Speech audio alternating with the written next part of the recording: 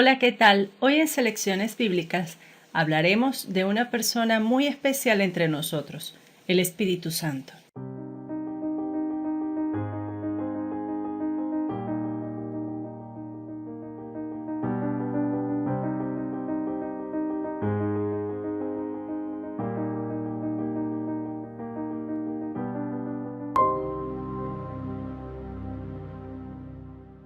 Soy Yafeli Cabaña de Galindo y ruego al Señor que pueda añadir bendiciones espirituales y materiales a tu vida con la presentación de este video. En los videos anteriores consideramos la persona de Dios, quién es y cómo es Dios. En el video anterior hablé acerca de Jesús como el Cristo, el Hijo de Dios, como Emmanuel y como Jesús, porque Él perdonará a su pueblo de sus pecados. Hoy entonces corresponde considerar al Espíritu Santo. Y Él es una persona, porque tiene personalidad, tiene acciones propias de una persona. No pretendo abarcar todo el tema acerca del Espíritu Santo, pues es un tema muy amplio y solamente a la luz de ciertos pasajes en la palabra de Dios vamos a considerar quién es el Espíritu Santo y las obras que Él hace en relación con Jesucristo, en relación con las personas que escuchan el mensaje de Dios y en relación con aquellos que hemos nacido de nuevo, que somos cristianos, que seguimos a Jesús como nos enseña la palabra de Dios. Es por esto que me propongo en este video analizar a la luz de la palabra de Dios quién es el Espíritu Santo y sus funciones, las funciones que Él tiene, que vino a realizar. El Espíritu Santo es Dios. De acuerdo a Éxodo 17:7, habla acerca de la tentación que el pueblo de Dios hizo contra Jehová. Y en el Nuevo Testamento se aplica el mismo contexto al Espíritu Santo, como aparece en Hebreos 3, del 7 al 9, cuando señala por lo cual, como dice el Espíritu Santo, y habla del mismo evento: si oyeres hoy su voz, no endurezcáis vuestros corazones, como el día de la provocación, haciendo entonces relación entre Jehová en el Antiguo Testamento y el Espíritu de Dios, el Espíritu Santo, en el Nuevo Testamento. Es la misma persona. Además de tener ese nombre divino, Jehová, también en 1 Corintios capítulo 3, versículos 16, enseña: ¿no sabéis que sois templo de Dios y que el Espíritu de Dios mora en vosotros? Y en 2 de Pedro 1:21, cuando hace referencia a que los santos hombres de Dios hablaron siendo inspirados por el Espíritu Santo, por el Espíritu de Dios. Entonces aquí vemos que el Espíritu Santo no es una persona ajena al Padre y al Hijo. Ya en el próximo video consideraré esa doctrina denominada la Trinidad, la Triunidad de Dios, pero hoy nada más nos vamos a enfocar en la doctrina del Espíritu Santo. Entonces aquí vemos que el Espíritu Santo es Dios, tiene nombres divinos. Y también en el Salmo 139, que Él es omnipresente. ¿A dónde huiré de tu espíritu? ¿Y a dónde huiré de tu presencia? Si subiere los cielos, allí estás tú. Y si en el Seol hiciere mi estrado, he ahí, allí tú estás. Entonces vemos que también el Espíritu Santo es omnipresente. Además de que es omnipresente porque está en todo lugar, no podemos huir de Él, el Espíritu Santo también es omnisciente. Esto significa que todo lo sabe. Entonces dice Isaías 40:13 que ¿quién enseñó al Espíritu de Jehová? ¿Quién fue su consejero? Nadie pudo haber enseñado al Espíritu Santo. Nadie puede enseñar a Dios. Entonces vemos que tiene atributos divinos, así como lo tiene el Padre y como lo tiene el Hijo. Entonces el Espíritu Santo también es omnisciente. Tanto así que en 1 Corintios 2 señala que el Espíritu todo lo escudriña hasta lo profundo de Dios. Entonces aquí vemos que el Espíritu Santo es una persona muy especial, que es un ser espiritual, porque el mismo nombre lo indica, espíritu. Y cuando habla de Dios, habla de una relación muy estrecha, muy profunda, y que si Él escudriña hasta lo profundo de Dios es porque procede de Dios. Podríamos hablar mucho acerca del Espíritu Santo, quien fue el instrumento, la persona que permitió que María concibiese, por obra y gracia del Espíritu, que el Espíritu Santo fue quien ungió a Jesús, quien el Espíritu Santo fue el quien estuvo después del bautismo de Jesús y descendió como forma corporal, como de paloma, pero solamente vamos a resaltar su deidad. Él es Dios. Entonces tenemos que tiene nombres divinos, es omnipresente, es omnisciente y también es eterno, como lo vemos en Hebreos 9. El Espíritu eterno, hablando de su eternidad, paralelo por supuesto a la deidad, a Dios, así como lo leímos en Génesis en su momento, que el Espíritu de Dios se movía sobre las aguas. Entonces vemos que el Espíritu Santo es la deidad, es otra persona en la deidad, ¿verdad? Entonces ya vamos a considerar esto la semana próxima con la ayuda de Dios, hablar un poco más acerca de esta doctrina de la Trinidad. Pero hablando del Espíritu Santo en particular, entonces resumiendo tenemos que Él tiene nombres divinos, Él es omnipresente, omnisciente y también es eterno, como lo leímos allí, ustedes lo vieron en Hebreos 9. Ahora, ¿qué hace el Espíritu Santo? ¿Qué hace el Espíritu Santo con respecto a Jesús? ¿Para qué vino? Jesús dijo allá en Juan, os conviene que yo me vaya, porque si no me fuere, o sea, si yo me fuera, os enviaría el Espíritu de Dios, el Espíritu Santo que procede del Padre. Entonces nos convenía que Él ascendiera y que descendiera el Espíritu Santo, porque Jesús, siendo Dios encarnado, estaba limitado a un cuerpo físico, así como lo estamos nosotros. Pero cuando Él ascendió, vino sobre los discípulos, sobre todo los primeros cristianos y sobre todos los que hemos creído después a Jesús, como lo enseña la palabra, el Espíritu Santo, y viene a formar parte de nosotros. Pero el Espíritu Santo con relación a Jesús vino a hacer dos cosas muy puntuales. La primera, vino a dar testimonio de Jesús. El mismo Jesús dijo, Él dará testimonio acerca de mí. Y también dijo que Él iba a glorificar al Hijo. Es decir, Él iba a dar continuidad a la obra que Jesús inició allá desde que nació, desde que Dios lo profetizó en el Antiguo Testamento, desde que nació, desde que Él entregó su vida para rescatarnos de la condenación y de la ira venidera que Dios, por su justicia, va a derramar sobre los que no le han creído, sobre las personas que hacen lo malo. Y entonces Él vino a darle continuidad a esa labor que Jesús empezó y que consumó en la cruz con su muerte y su resurrección, y luego ascendió, y el Espíritu Santo entonces descendió sobre sus hijos, sobre los hijos de Dios. Entonces básicamente el Espíritu Santo vino a hacer dos cosas con respecto a Jesús. Vino a dar testimonio de Él, así como en un juicio está el abogado y testifica la justicia de Jesús. Y entonces delante de un tribunal, delante de un juez, delante de los testigos, el Espíritu Santo viene a dar testimonio acerca de Jesús y viene también a glorificarle, es decir, a dar evidencias de que la verdad, Él es la verdad, de que Él es quien dijo ser, a exaltar a Jesús. Él no vino a desplazar a Jesús, no vino a cumplir o a continuar la misión que Jesús inició. Con respecto a lo que vino a hacer también en relación con el mundo, en el Evangelio de Juan, capítulo 16, leemos que Él viene a hacer básicamente una sola cosa que tiene tres aspectos. Él vino a convencer a las personas que aún no han creído a Jesús, convencerlos. Es así como el abogado intenta convencer al tribunal, intenta convencer a los testigos, al juez de la veracidad de los hechos. El Espíritu Santo viene a convencer a las personas de tres aspectos grandes. El primero, dice el texto en Juan 16 desde el 8, viene a convencer al mundo de pecado, de justicia y de juicio. Más adelante explica de pecado por cuanto no creen en mí.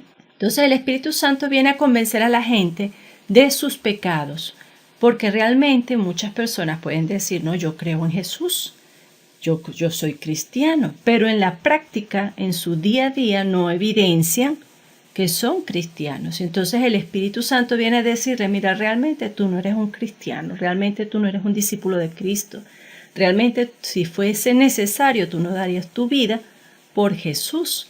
Entonces lo viene a convencer. No eres cristiano, no has creído a Dios, como enseña la Escritura. Porque de repente usted puede decir, sí, yo soy cristiano, yo creo en Dios, pero es todo en función como dice la Escritura. Hay personas que, como el mismo Jesús dijo en Juan 3, que no creen, que no van a la luz, que no van a Él, para que sus obras no sean reprendidas, porque sus obras son malas. Pero el Espíritu Santo viene a decirle, mira, eres pecador, has hecho lo malo, necesitas un Salvador. Viene a convencer al pecador. La segunda área del convencimiento para el mundo, para las personas que aún no han nacido de nuevo, es que lo viene a convencer de justicia. Dice el texto de pecado, de justicia. ¿Justicia por qué? Justicia porque dice más adelante, por cuanto voy al Padre y no me veréis más.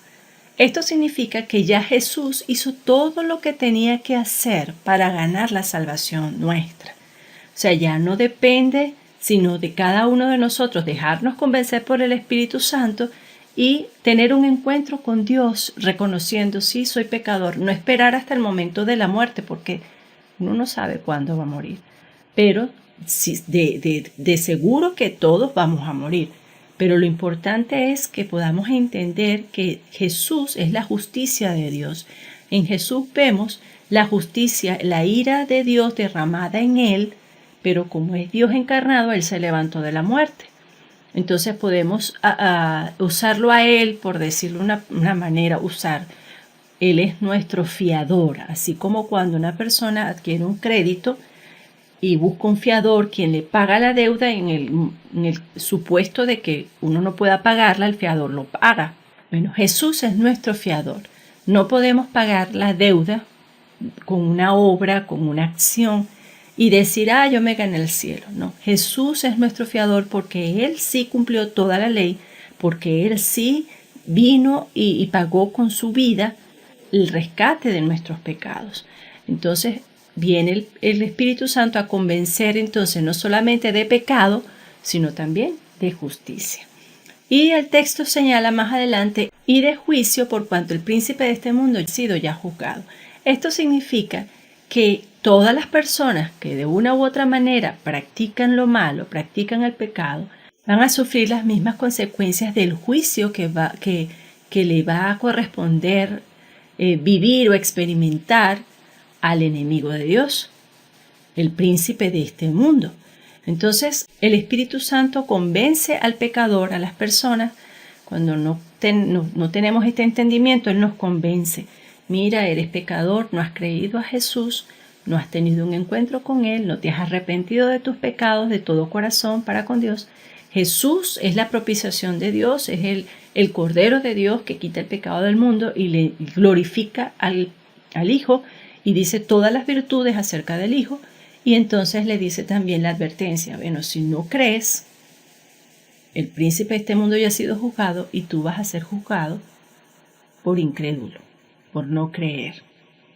Entonces, eso es con relación a los pecadores, a las personas, pero todos somos pecadores, pero a las personas que aún no han tenido una experiencia espiritual con Jesús. Lo que la Biblia llama en Juan 3 un nuevo nacimiento. Y eso lo vamos a ver más adelante en otros videos en relación con la salvación. Pero eso en relación ahorita con el convencimiento del Espíritu Santo a todas las personas. Y puede que ahorita usted esté escuchando esto y si aún no ha tenido un encuentro con Jesús, puede que empiece a analizar. Y es el Espíritu Santo que le está hablando. Mira, necesitas a Jesús, necesitas su perdón, necesitas la salvación. Eso lo está haciendo el Espíritu Santo en su mente y en su corazón.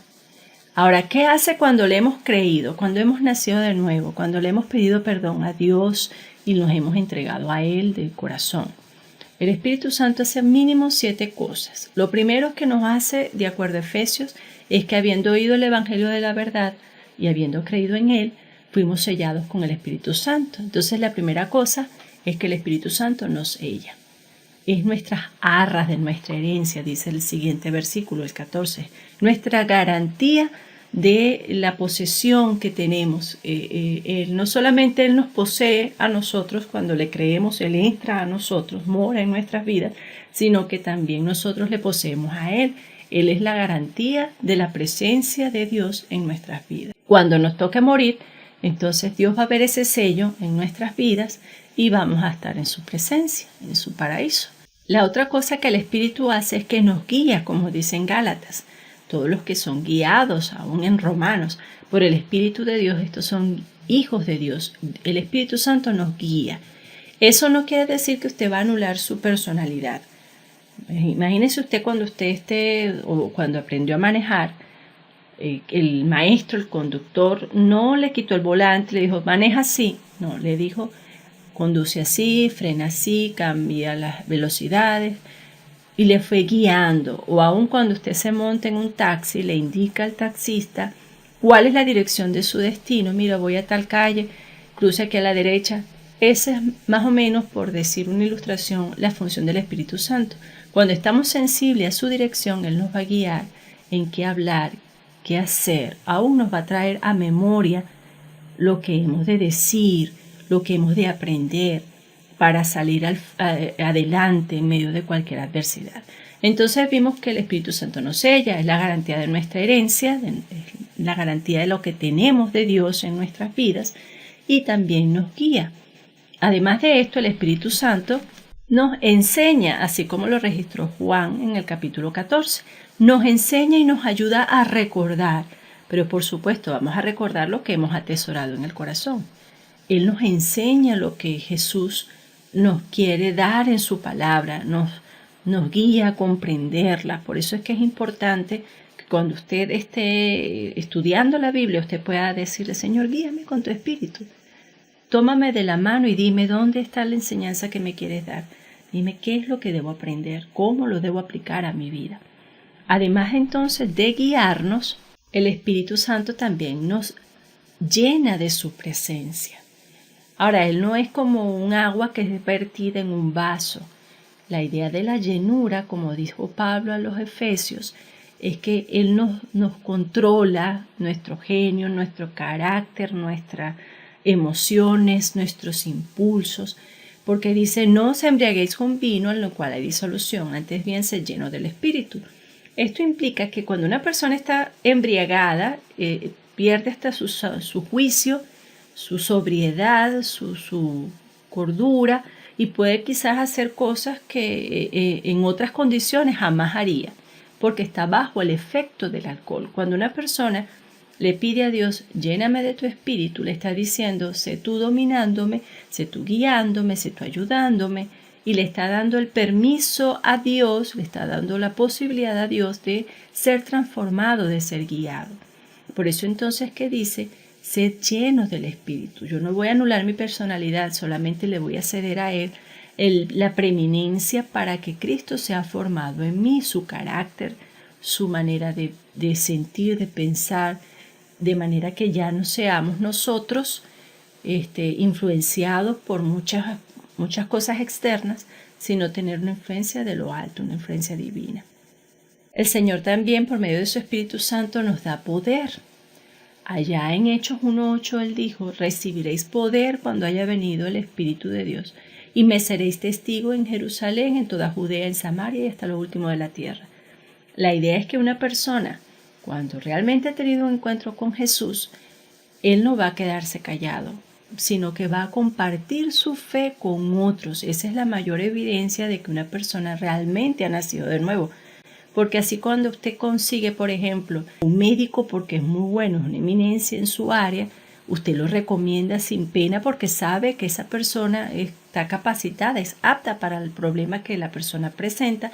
Igual cuando yo tengo un encuentro con Dios, el Espíritu Santo me da ese poder y esa facilidad para hablarle a otros para que ellos también puedan llegar a ser salvados. Yo creo que esa es la mayor demostración de nuestro afecto hacia nuestros familiares, que no nos quedemos callados, porque algún día ellos van a morir y solamente lo vamos a ver o en funerales de otros o en el funeral de ellos, porque nosotros no podemos vernos en nuestro propio funeral. Pero la idea es que el Espíritu Santo nos da ese poder para testificar de Jesús, para hablar a otros de Jesús. Y además de eso nos da el poder para no sucumbir a nuestros deseos carnales. Porque tantos años viviendo de una manera sin Dios, sin leyes, de repente una que otra ley moral dada en nuestra casa de no robar, de no decir mentiras, pero una que otra se sale y no bastan 10 mentiras para ser una persona mentirosa. Una sola que se diga ya es mentirosa. Pero el Espíritu Santo nos ayuda aún en estas debilidades nuestras de tantos años vivir sin Dios, y Él nos va dando esos valores nuevos, esas enseñanzas nuevas para no volverlas a cometer, no volver a pecar de una manera activa o de una manera a propósito en esos mismos comportamientos que antes teníamos. Finalmente, el Espíritu Santo intercede. Hay momentos en la vida en que uno puede estar atravesando una crisis, una situación muy difícil y en el desespero, en el llanto, uno clama a Dios y le pide a Dios para que dé una salida a una situación particular. Y llega un punto en que no salen palabras, que ya no sabemos ni qué decir ni cómo pedir. Y allí en el silencio el Espíritu Santo intercede por nosotros, así como está en Romanos 8. ¿Qué hemos de pedir como conviene? No lo sabemos. A veces no sabemos ni qué pedir, pero el Espíritu Santo intercede. Así como el Hijo intercede ante el Padre, el Espíritu Santo también intercede por nosotros con gemidos, con un llanto desde adentro, desde nuestro espíritu, porque Él sella nuestro espíritu y desde adentro gime por nosotros para que el Padre nos bendiga, nos ayude, nos socorra, nos consuele y podamos experimentar eso que dijo: bienaventurados los que lloran, porque ellos serán consolados. Y es la consolación que da el Espíritu Santo. Por eso es que también el Espíritu Santo es conocido como el Consolador.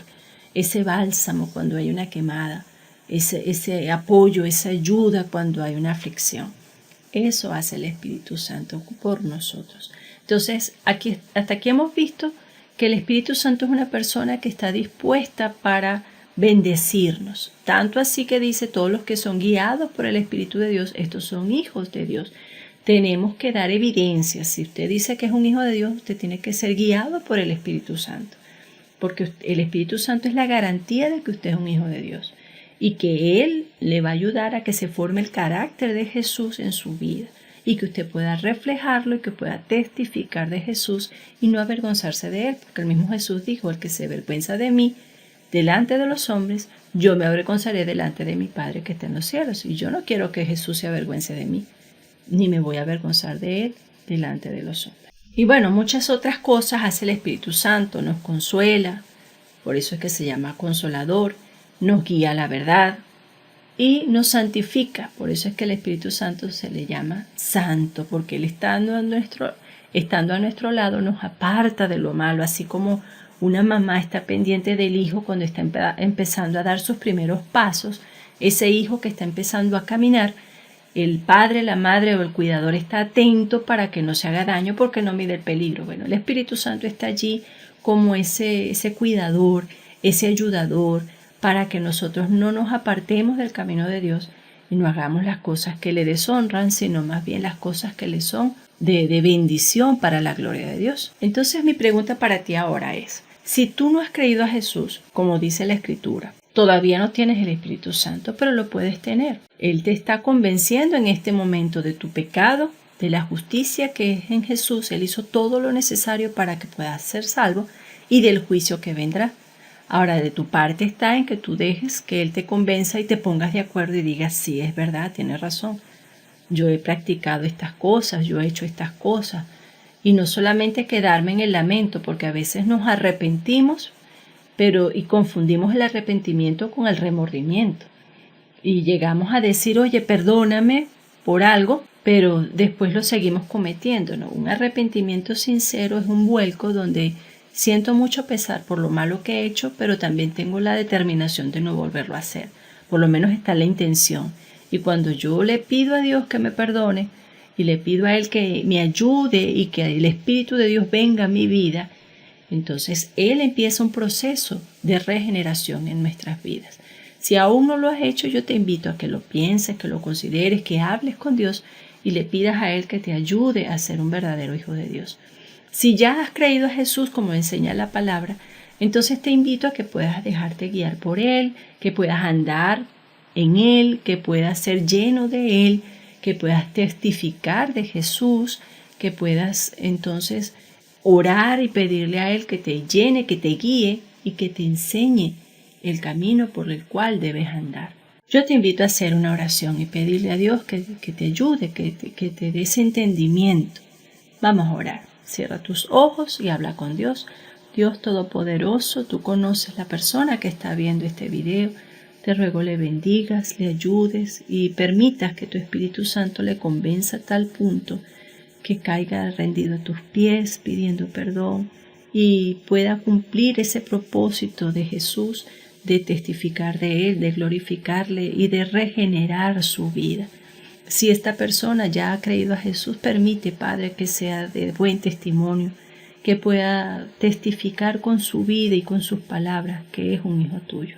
Bendícele y guárdale en el nombre de Jesús, a él y a toda su familia.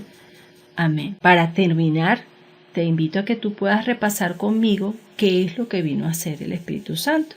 Con respecto a Jesús, vino a testificar de Él y a glorificarle. Con respecto a las personas que aún no han nacido de nuevo, no han creído a Jesús, como enseña la palabra, vino a convencerles de pecado, justicia y juicio.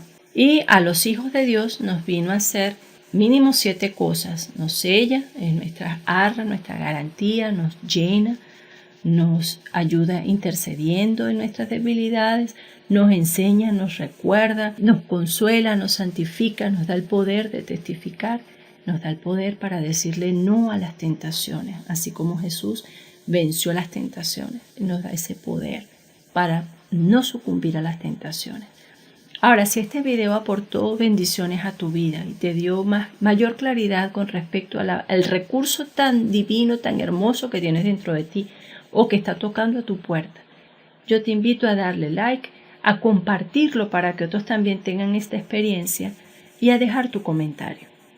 También, si aún no te has suscrito, te invito a suscribirte a mi canal Selecciones Bíblicas. Y antes de terminar, te invito a que puedas también ver una vista preliminar de los libros que dejaré en el enlace aquí abajo. Y si quieres lo puedes adquirir y compartirlo con los miembros de tu iglesia, con tu pastor. También te dejo el enlace de mi nueva página web, donde hay algunos recursos para el discipulado cristiano, para la lectura de la Biblia y también donde he colocado algunos aspectos de las doctrinas que ya he considerado. Antes de terminar, entonces te dejo este texto: y recibiréis poder cuando haya venido sobre vosotros el Espíritu Santo, y me seréis testigos en Jerusalén, en toda Judea, en Samaria y hasta lo último de la tierra. Es mi oración que Dios te bendiga ricamente.